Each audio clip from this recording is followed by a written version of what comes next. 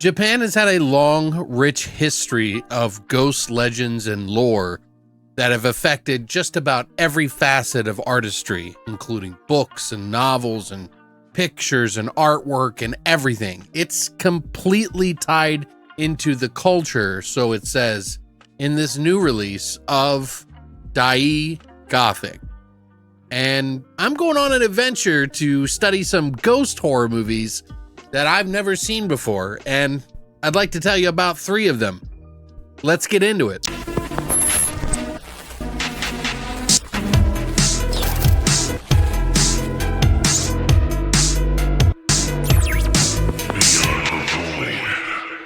What's up, guys, and welcome back to Beyond the Void. My name is Alex, and today we're going to continue our Voidtober and our Japanese horror stories and movies by doing another box set. Yes, this one from Radiance Films called Daiei Gothic. Now, you may be wondering, what does Daiei mean? Actually, it's the name of a production company that started like way back in like the 50s or 40s. And Japan had like 3 companies at the time doing films, and Toei and this one and another one. And they basically were going to be putting out a lot of different films. Now, Daiei did grab onto some of the Gothic thing that was going on at the time, because there was a lot of different places that were getting very modernized very quickly in the early days. And so a way to fight against that culturally was to be able to go and make movies that were set in an old time. Japan has done a lot of that in a lot of their films, but twisting it into their own culture. Now, some of the culture, of course, borrowed from like Chinese legends and Chinese stories, but all of these became sort of what they call kabuki theater, and then became films. A lot of these, of course, are based off of novels and stories that have been told for a long time. Radiance takes 3 films from Daiei and puts them into this box set to say these are the ones that are the most influential in the Japanese culture. I got to check them out. I'm going to talk to you about them.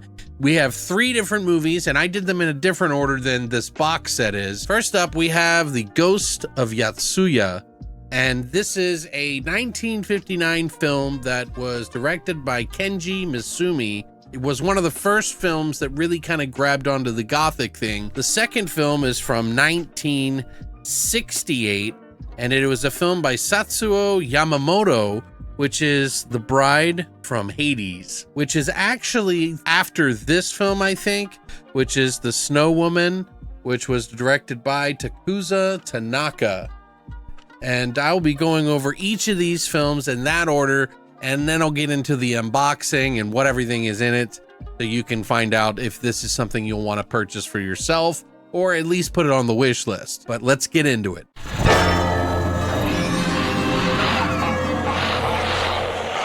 First up, we have the Ghost of Yotsuya, which is actually called Yotsuya Kaiden. It is from 1959, like I said, and it is directed by Kenji Mitsumi.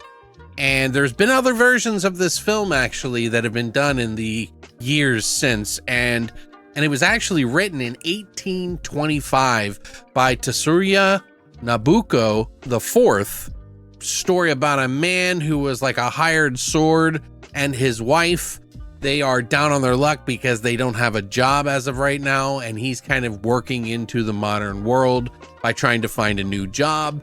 He gets a new job working at this company that is basically managing a warehouse. It's not prestigious, but it's enough to get by. One day on his way to work, he goes to have some sake, and a couple of men are chasing a couple of women into the bar and are trying to attack them. Being the good guy that he is, decides to save them, and turns out that's the boss's daughter.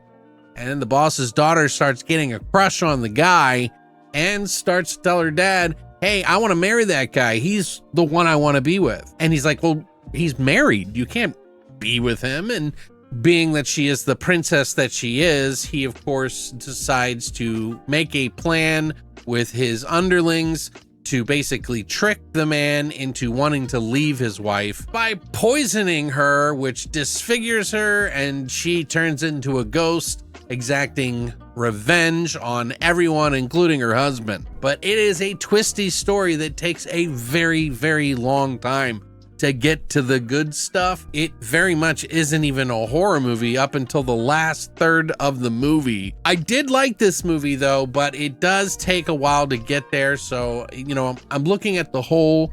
I did kind of enjoy the beginning a little bit, but it did kind of meander for a little while. And it is a 1959 film, so, you know, these aren't always going to win over everybody in my age bracket, especially if this is one of the first films I've seen of them. That said, there is some really great practical effects in this movie that they do with the woman, and the ghost effects that they do to kind of make her feel like a real ghost. And it's considered to be one of the more gothic, scary films that were ever made in this story. Even Kurosawa said that this is his scariest one of all of them. But I will say, for my personal taste and my interest, it took a little too long to get where it needed to be. Even though I appreciated where it ended up, I'd give this one probably a 5.5 out of 10. That may be different for somebody else. Maybe the beginning isn't that bad for them, but this one I found a little struggle worthy getting to that point.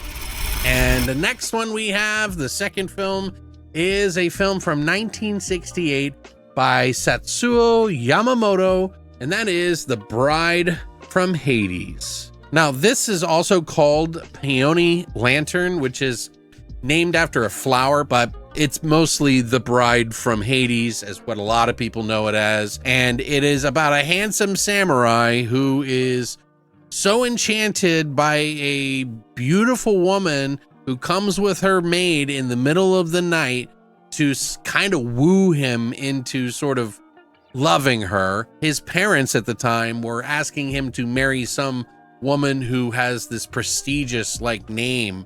Her husband had recently died, and they want him to marry this other person, but he wants nothing to do with her because he wants to live a life of honor where he helps out kids to teach them how to basically read, write, and become smart, because he wants to help out the youth that are poor.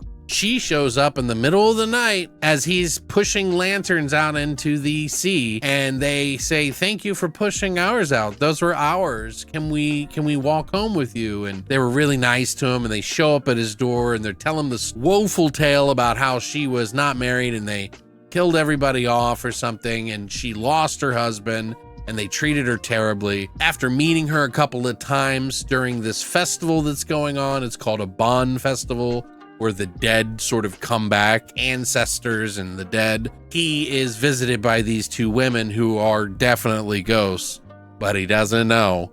And everybody's trying to convince him, but is it gonna be too late? This movie gets started right at the jump, so I really appreciated it for that. It actually gets started very quickly. It's very entertaining. A lot of the characters are very cool and interesting. There's a side guy who's not such a nice guy, but he is trying to help his master and tells everybody in the village about what's going on. The ghost work that they do in this is very cool. There's not a lot of gore, although there is some in this movie. It's got a really big entertainment value to it. The effects in this movie, not practical. I mean, well, practical's pretty decent too, but the effects that they do to make everything look like ghosts and make them kind of do all the wire work and stuff looks really good for its time. This is ahead of its time and became a practice in Japan after it. So it was doing a lot with very little, and it looks very cool. But yeah, I like this one a hell of a lot more, and it is sort of a, I don't know, more scary film than the first one was. This one I really enjoyed, and it really kind of goes there with a lot more story. It's paced much better in my opinion. But yeah, I say 7.5 out of 10 on this one because it just flows so well. And I really enjoyed the effects in this movie. Whether they are practical or visual, they're all amazing. Up next, we have another movie from 1968 by Takusa Tanaka, and it's called The Snow Woman. This one's an interesting story. They really do a lot of really different things with this one that I really enjoyed. And I need to tell you a few things about it, just so you kind of understand. The Snow Woman is an old tale that was told in Kabuki theater as well. And it is essentially about this sort of ghost that whenever blizzards happen, kind of roams around for some reason, and anybody it comes across, it kills. Two woodcutters are out in the middle of the forest looking for the perfect tree, the lifetime tree that this woodcutter's been looking for his entire life. And they end up getting stuck in a blizzard after they find the tree. They find a refuge in a small kind of abandoned house, and they make a fire. The master falls asleep, and so does the other guy, the younger woodcutter, who's kind of a protege of his. In the middle of the night, the Snow Woman appears and comes in the front door, freezing everything around her, including the master, and somehow lets him survive, the protege. She says, "You're very beautiful and I'm gonna let you live, but one condition: you can never tell anybody that you met me or I exist." And he promises and goes home. They bring the tree that the master was going to cut from, and he is supposed to cut it for this master, for this lord.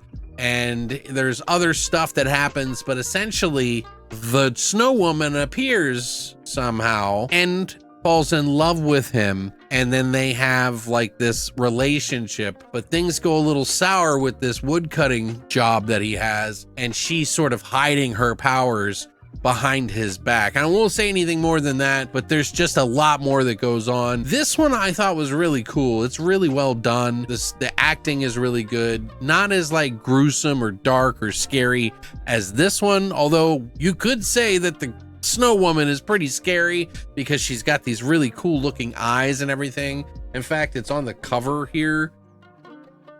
They're like gold eyes, so nothing crazy as far as like, you know, practical effects or anything in that. And it's only a little spooky in the very beginning.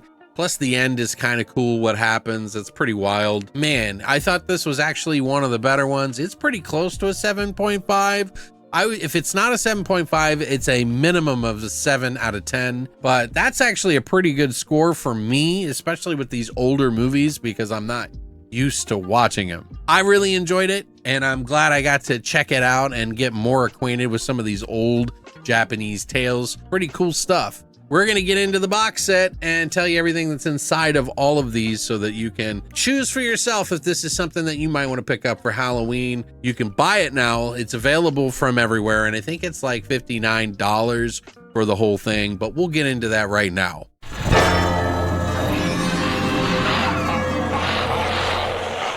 Radiance does a really good job with these box sets. I like how they do things, although this side thing is a little annoying sometimes when it comes to box sets.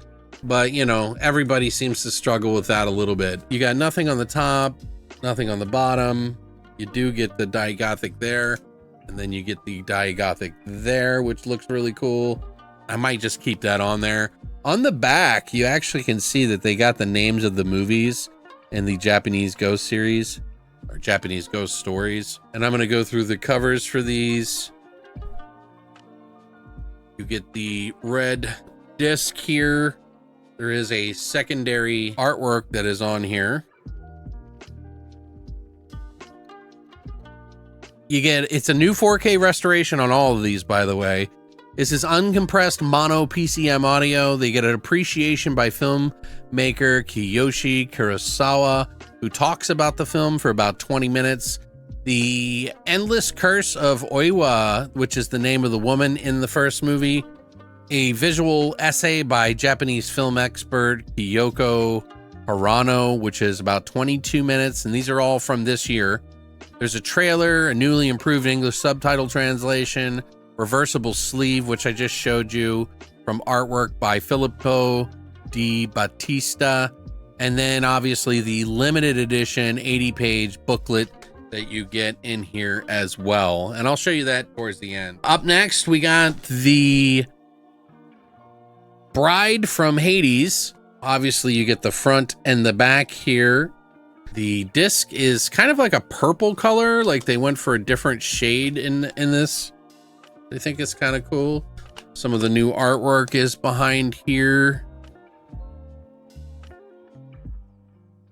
Appreciation by filmmaker and screenwriter Hiroshi Takashi from 2024. It's an 18-minute thing. We also got audio commentary by critic and author Jasper Sharp.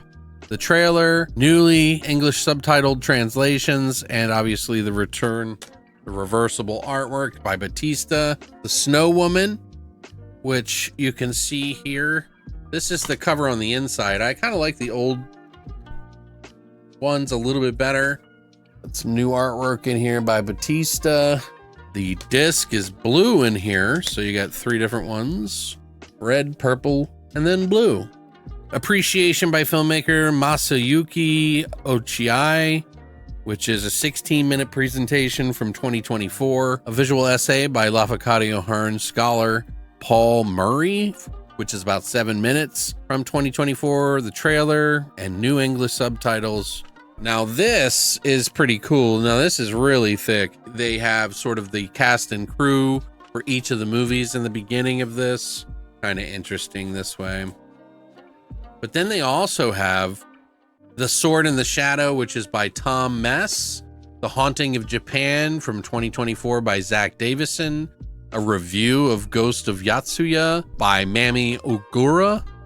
A review of The Snow Woman, same person. And then we also get a review of The Bride from Hades by Haruyo Kasuge. And we also get Yuki Onna from 1904. Lafcadio Hearn with a new introduction by Paul Murray. Passional Karma from 1899. Lafcadio Hearn with a new introduction by Paul Murray, and the transfer notes and credits. So it's chock full of information and how the stories got started, how the Daiei company kind of like switched to some of the Gothic. It's pretty hefty on the storytelling. So if you are a person that likes to read about the history of these movies like myself, this will be a nice treat for you. That's Daiei Gothic. I definitely enjoyed this. I would say, you know, for 2 of them to be about 7.5, that's a win in my personal taste. Is this going to be for everyone? Obviously not. You know, these are dated 59 and 68. 2 movies from 1968 and 1 from 1959. If you are like me, who are just soaking up the culture and want to know more and more and more about it, dive in deep, my friend. And there's other ones that have been released that I have not gotten to check out, like the Bloody Trilogy, which does more of like the Hammer horror stuff, but in Japan, that somebody else put out. You know, there's other box sets that kind of go down this path. Let me know what you think about these sort of older films. Are you kind of into those things, or are you not? And this might be something that you would be interested in. A lot of the visuals in these films look fantastic, and the presentations that they put on these are so good, man. They make them look like they're today. You know, obviously